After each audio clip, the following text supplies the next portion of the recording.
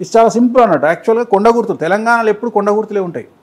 మీకు ఆంధ్రాకు తెలంగాణకు తేడా ఏంటి అంటే ఆంధ్రాలో మీకు ప్రతిదీ రాసి పెడతారు, తెలంగాణలో రాసి పెట్టారు, బండ గుర్తులు ఉంటాయి. అందుకనే ఈ లొల్లంతా లేకుండా పంచాంగం పూర్వీకులు తెలివిగా ఏం చేసిర్రు మన పెద్ద మనుషులు అంటే నక్షత్రాన్ని పెట్టిరు, నక్షత్రానికి ఒక పేరు పెట్టిరు. చూచే చోలా అశ్విని అంటే ఏంది ఈ ఎంత లొల్లొద్దిగా మాకు లక్ష్మి అనే పేరు మేషరాశి. నువ్వేం అడగొద్దు. ఉదాహరణ ఆరుద్ర నక్షత్రం ఉంది, ఒక వ్యక్తి మిథున రాశిలో పుట్టిన ఆరుద్ర ఆయనకు తెలియదు.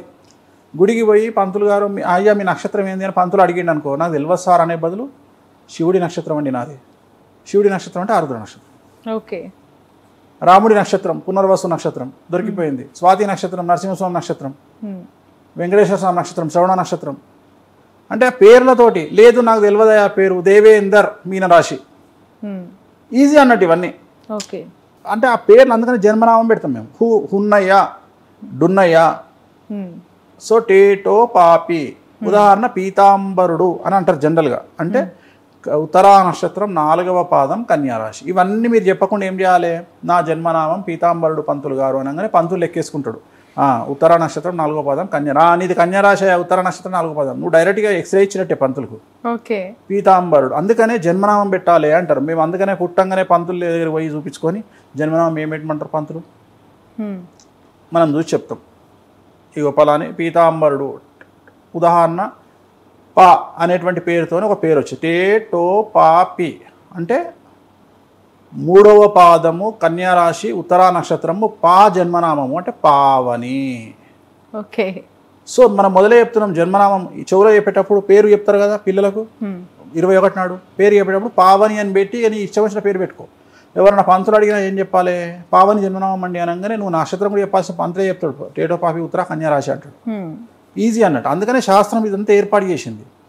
సో జన్మనామం లేకపోతే డేట్ ఆఫ్ బర్త్ లేకపోతే కొద్దిగా కష్టపడాలంటే ఏం చేయాలి, ఉదాహరణ కొంతమందికి తల్లిదండ్రులు చనిపోతారు. సో అప్పుడు ఏం చేయాలంటే వాళ్ళ జనరేషన్లో వాళ్ళతో పాటు ఒక నెల అటు ఇటుగా పుట్టినటువంటి ఫ్రెండ్సో బంధువులో ఎవరో ఒకళ్ళు ఉంటారు, వాళ్ళ దొరకబట్టుకోవాలి ఫస్ట్. జనరల్గా మన ఇంట్లో ఏం చెప్తారు, అరే ఆ రోజు నీతో పాటు పక్కూర్లా రామయ్య కొడుకు పుట్టిండ్రా అంటారు. మనకు తెలియకుండా నాకు తెలుస్తుంది. ఆ రామయ్య కొడుకుని పట్టుకోవాలి, అరే నువ్వు పుట్టిన డేట్ ఆఫ్ బర్త్ ఏంది, ముందు రోజు పుట్టినావు వచ్చేసింది. సో ఇవన్నీ బండ గుర్తులు అంటాం వీటిని మనం. సో ఇవన్నీ మేము ప్రిపేరింగ్గా చేసి మెల్లగా దొరకబట్టి మొత్తం మీద డేట్ ఆఫ్ బర్త్ ఇస్తాం. సో అసలే లేదు ఇక ఇంకా 80%లో 1% కూడా అవకాశం లేదు అన్నప్పుడు నామనక్షత్రాన్ని తీసుకొని జాతకం చెప్తాం. రైట్. ఇప్పుడు ఏ జాతకంలో పుట్టిన వారికి ఆలస్యంగా పెళ్ళి అవ్వడం లేదంటే పెళ్ళే కాకుండా ఉండటం ఉంటుందంటారు? 99% పెళ్ళి అవుతుంది. ఒక 1% అంటే 1 కోటి మందిలో ఒక 10 మందికి పెళ్ళిళ్ళు కావు. ఆ జన్మ బ్రహ్మచారులుగా మిగిలిపోతారు వాళ్ళు. ఓకే. అంటే వాళ్ళను బ్రహ్మచారులుగా మిగిలిపోవడానికి బ్రహ్మచారిణులుగా మిగిలిపోవడానికి లేడీస్ అయితే కారణం ఏంటంటే వాళ్ళ జాతకంలో ఇక శుక్రుడు చాలా చాలా చాలా చాలా చాలా దరిద్రమైన స్థానాల్లో ఉంది. అంటే వాళ్ళకు కుటుంబ సౌఖ్యం అనేది ఉంది. కుటుంబ సౌఖ్యం nothing but sexual life. So sexual life లేని వారికి జనరల్గా వివాహం అనేది జరగదు. వివాహం జరిగితే సెక్సువల్ లైఫ్ ఉంటుంది.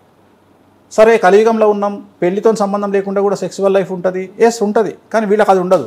వీళ్ళకు పెళ్లితో సంబంధం లేకుండా సెక్సువల్ లైఫ్ ఉండదు, పెళ్లితో సంబంధం ఉండి కూడా సెక్సువల్ లైఫ్ ఉండదు. సో వీళ్ళ జాతకంలో శుక్రుడు పరమ అపోజిట్ డైరెక్షన్లో ఉంటాడు. ఉదాహరణ 12వ స్థానంలో ఉన్న ఉత్త శుక్రుడే కాదు, కేతువు కూడా కలిసి ఉండొచ్చు. 6వ స్థానంలో శుక్ర కేతువులు కలిసి ఉండొచ్చు, లేదా శుక్ర కుజ కేతువు ముగ్గురు కలిసి ఉండొచ్చు, లేదా శుక్ర కుజ కేతు శని కలిసి ఉండొచ్చు. సో ఇలా కలిసి ఉండడం వల్ల ఏంటి అంటే వీళ్ళు బ్రహ్మచారులుగా ఉండే అవకాశం ఉంది. లేదంటే ఎక్కువగా విడాకులు అయ్యేటువంటి అవకాశం ఉంటుంది. చాలా వరకు మ్యారేజ్ కాకుండా ఉండే అవకాశం లేదు. అయితే లవ్ మ్యారేజ్ ఎర్లీగా అవ్వచ్చు, లేదా నార్మల్ మ్యారేజ్ ఎర్లీగా అవ్వచ్చు, డివోర్స్ అవ్వచ్చు, లేదా లేట్ మ్యారేజ్ అవ్వచ్చు, డివోర్స్ అవ్వచ్చు, లేదా ఒక్కొక్క పెళ్లి కాకుండా 2-3 పెళ్ళిళ్ళు అయ్యే అవకాశం ఉంది. మీరు అబ్జర్వ్ చేయండి, 1990కి పూర్వము సమాజంలో రెండో పెళ్లి అనేది అతి పెద్ద విషయం. అసలు రెండో పెళ్లి అనేది పెద్ద విషయం. ఇప్పుడు మీరు అబ్జర్వ్ చేయండి, ప్రతి 100 మందిలో 10 మందికి 3వ పెళ్లిలు అయినాయి. కారణం ఏంటి అంటే అండర్స్టాండింగ్ ప్రాబ్లమ్స్, జాతకాలు బాగాలేకపోవడం వల్ల అండర్స్టాండింగ్ ప్రాబ్లమ్స్ వల్ల వాళ్ళకు సమస్యలు వస్తున్నాయి. సో జాతకాలు బాగాలేకపోవడం అంటే మెయిన్ వివాహం బాగుండాలి అంటే ఆడవాళ్ళ జాతకంలో కుజుడు బాగుండాలి, గురువు బాగుండాలి. మగవాళ్ళ జాతకంలో శుక్రుడు బాగుండాలి. శుక్రుడు కనుక బాగాలేకపోతే మగవాళ్లకు డివోర్స్ అవుతాయి, ఆడవాళ్లకు గురువు కుజుడు బాగాలేకపోతే డివోర్స్ అవుతాయి. సో అందుకని జాతకాలు చూసుకునేటప్పుడు ఎవరి జాతకాల్లో ఎవరెవరు ఉన్నారో అనేది చూసుకొని పెళ్లి చేసుకోవాలి. ఈ జనరేషన్ అమ్మాయిలకు యాంగ్జైటీ డిజార్డర్ చాలా ఎక్కువగా ఉంటుంది, గురువు నీచంలో ఉండడం వల్ల, గురువు 6వ ఇంట్లో ఉండడం వల్ల. అందువల్ల వాళ్ళు ఎక్కువగా తొందరపాటు నిర్ణయాలు తీసుకొని డివోర్స్కు లోనయ్యే అవకాశాలు కనిపిస్తూ ఉన్నాయి. రైట్. ఏ రాశి వాళ్ళని చేసుకుంటే ఎక్కువగా సమస్యలు వస్తూ ఉంటాయి, అసలు చేసుకోకూడదు, ఇలా ఏమైనా ఉంటుందా? 100% ఉంటుంది. మంచి క్వశ్చన్ ఇది. ఇంతకుముందు కూడా చెప్పిన, నేను ఇప్పుడు క్లారిటీ ఇస్తాను. షష్టాష్టకాలు అని ఉంటాయి. షష్టాష్టకాలు. షష్టం అంటే 6, అష్టం అంటే 8, 6:8. మీకు అర్థమయ్యే భాషలో చెప్తా. సమాజానికి చాలా దగ్గరగా ఉండేటువంటి అవకాశం. జనరల్గా మగవాళ్ళందరూ కలిసి తన ఫ్రెండ్ను కామెడీ చేసేటప్పుడు ఇవాళ నీకు ఇంట్లో 6-8 ఆరా అంటారు. టకటకిట టకటకిట టకటకిట టకటకిట టకటకిట టకటకిట. ఇది సౌండ్ ఎప్పుడు వస్తుంది? ఇది తబలా కొట్టినప్పుడు. అంటే వాని ఉద్దేశం ఏంటంటే పెళ్ళాం ఇంట్లో మొగని తబలా కొట్టిందని అర్థం, డోల కొట్టిందని అర్థం. అందుకనే షష్టాష్టకాలు అంటాం మనం. షష్టాష్టకాలు అంటే అందరు అంటారు, కామెడీ చేస్తారు, అరే ఇవాళ నీకు 6-8 అయిన దగ్గర ఇంట్లో అంటారు. అంటే షష్టాష్టకాలు ఈ 6:8. 6:8 అంటే జనరల్గా మనం ఏం చూస్తున్నాము?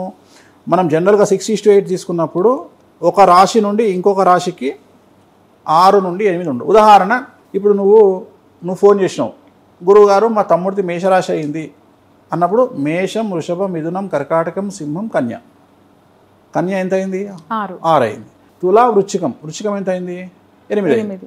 అంటే మేషరాశి అబ్బాయికి కన్యారాశి అమ్మాయి కానీ వృశ్చిక రాశి అమ్మాయి కానీ పనికిరాదు. సీఎం బిడ్డ సీఎం కొడుకు అయినా సరే.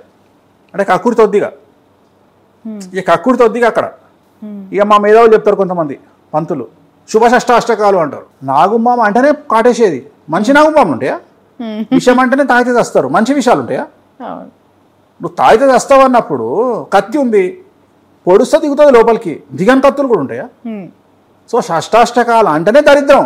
దీంట్లో వీళ్ళు ఏం చేస్తారు అంటే 100 అబద్ధాలైనా పెళ్లి చేయాలి అంటే, మా తెలివిగల బ్రాహ్మణులు కొంతమంది ఏం చేస్తారు అంటే కావాలని అబద్ధం ఆడి పెళ్లి చేస్తారు.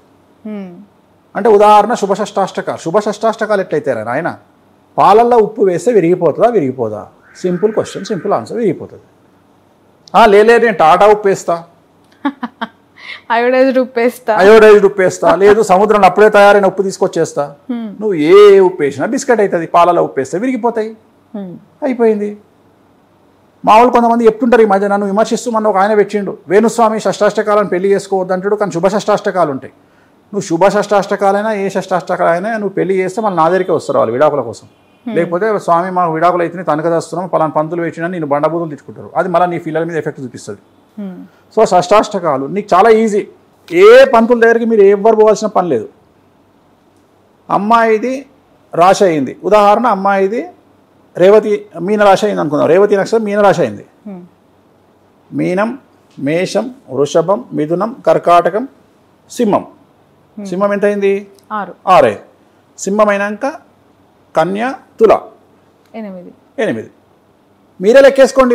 ఏ పంతుల దగ్గరికి పోకండి, ఏ గురువు దగ్గరికి పోకండి, ఏ జ్యోతిష్కుడి దగ్గరికి పోకండి.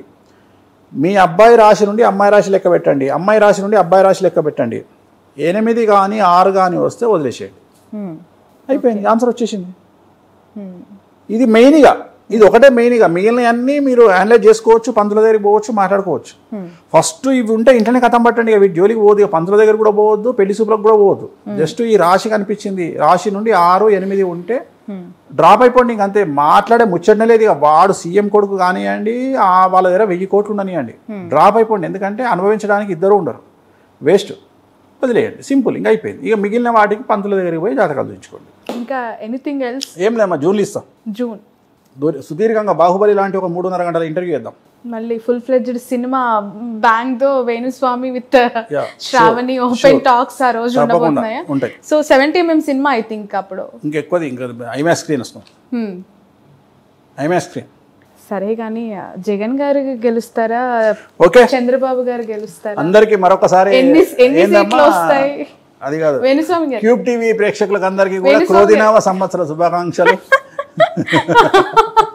జగన్ గారు గెలుస్తానన్నారు, ఎన్ని సీట్లు వస్తాయి? ఈ ఉగాది నాడు కూడా మళ్ళీ పండుగ నాడు ఫైనల్ గా ఉగాది కాదు, ఉగాది పంచాంగం వింటారు, పంచాంగంలో ప్రకృతి వైపరీత్యాలు వింటారు, సినిమాలు వింటారు, రాజకీయాల దగ్గరకు వచ్చినప్పుడు మరి ఎవరు గెలుస్తారు? మనం ఆల్రెడీ ఒక ఫిగర్ అనుకున్నాం కదా, 95 నుండి 125 మధ్యలో ఎంత ఉండొచ్చు, 96 ఉండొచ్చు, 124 ఉండొచ్చు. బట్ నా ఫిగర్ అయితే మినిమం 95, మాక్సిమం 125.